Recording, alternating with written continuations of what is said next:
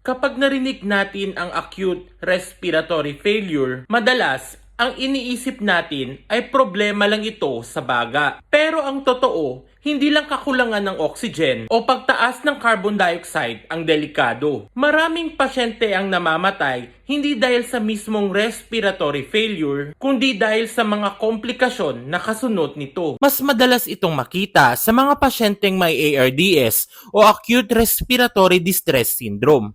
Sa ARDS, sobrang inflamed at puno ng fluid ang mga baga, kaya mahirap makapasok ang oxygen sa dugo. Pero kahit suportado ng ventilator ang paghinga, maaari pa rin magkaroon ng mga komplikasyon na nakakamatay. Kasama rito ang sepsis o malalang impeksyon sa buong katawan. Multi-organ failure kung saan nagsisimulang pumalya ang iba't ibang organs. Pulmonary embolism o blood clot sa baga at barotrauma. Ano naman ang barotrauma?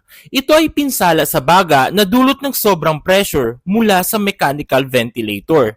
Kapag mataas ang pressure na ginagamit para mapalawak ang baga, pwedeng masira ang mga alveoli o air sacs at maaari itong magdulot ng pneumothorax o pag-collapse ng baga. Sa ICU, marami ring komplikasyon na maaaring mangyari.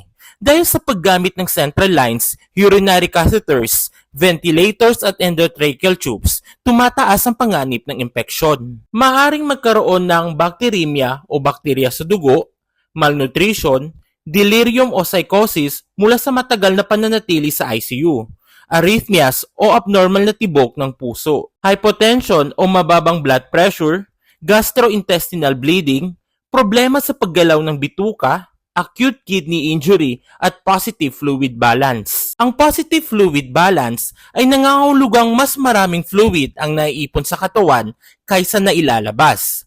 Kapag nangyari ito, maaaring mas lumala ang fluid sa baga at lalong bumaba ang oxygen level ng pasyente. Ngayon naman, pag-usapan natin kung paano nagpapakita ang acute respiratory failure sa isang pasyente. Kapag nagsisimulang mapagod ang respiratory muscles, karaniwan munang tumataas ang respiratory rate. Ito ay tinatawag na takip niya. Pero ang tanong, bakit bumibilis ang paghinga o bakit nagkakaroon ng takip niya? Dahil sinusubukan ng katawan na makakuha ng mas maraming oxygen at mailabas ang carbon dioxide. Pero habang tumatagal at lalong napapagod ang respiratory muscles, maaaring bumagal ang paghinga. Ito naman ay tinatawag na bradypnea. At ito ay isang napakadelikadong senyales. Bakit delikado? Dahil ibig sabihin, nauubos na ang lakas ng respiratory muscles ng pasyente. Isa pang senyales ng respiratory muscle fatigue ay ang respiratory alternance. Normal na sabay gumagalaw ang dibdib at tiyan habang humihinga.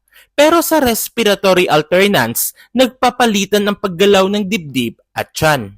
Minsan dibdib ang mas gumagalaw, minsan naman ang tiyan. Ipinapakita nito na hirap nang makasabay ang mga respiratory muscles. May isa pang abnormal na senyales na tinatawag na abdominal paradox. Karaniwan kapag nag-i-inhale ang isang tao, lumalabas ang tiyan dahil bumababa ang diaphragm. Pero kapag mahina na ang diaphragm, maaaring pumasok ang tiyan kapag nag-i-inhale ang isang tao. Baliktad ito sa normal na paggalaw. Kaya tinatawag itong paradoxical movement. Kapag umabot na sa ventilatory failure ang pasyente, makikita ito sa arterial blood gas o ABG.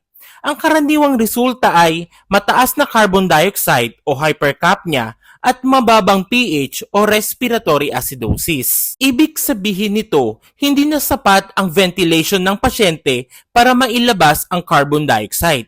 Sa madaling salita, humihinga pa siya pero hindi na effective ang kanyang paghinga. Ngayon naman, pag-usapan natin ang work of breathing. Tandaan natin na ang takip niya ang cardinal sign ng increased work of breathing. Kapag mas nahirapan ang pasyente sa paghinga, mas bumibilis ang respiratory rate. Ngunit kapag nagpatuloy ang pagkapagod ng respiratory muscles, darating ang punto na hindi na sapat ang compensation. Tataas ang carbon dioxide, bababa ang pH, maapektuhan ng pag-iisip at consciousness ng pasyente at lalong lalala ang respiratory failure. Sa kabuuan, ang acute respiratory failure ay hindi lamang problema ng baga. Maaari itong makaapekto sa buong katawan.